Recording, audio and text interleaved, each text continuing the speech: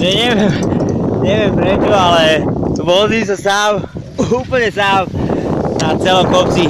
No aj tu je, aha pani, H2, dobre, aspoň, že niekto pochopil, čo treba robiť, keď začne snežiť.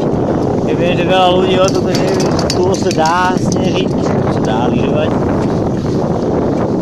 Je to super, takže očakávam, že viacej ľudí spropaguje sa trošku tento dolina, pretože je to smutné, že Slovensko má také niečo a nikto nevie, ani kde to je na mape poriadne.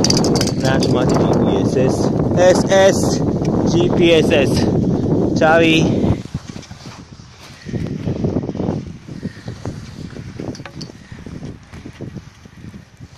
No, šuptráli. No nič, máme to zapnuté, tak ideme.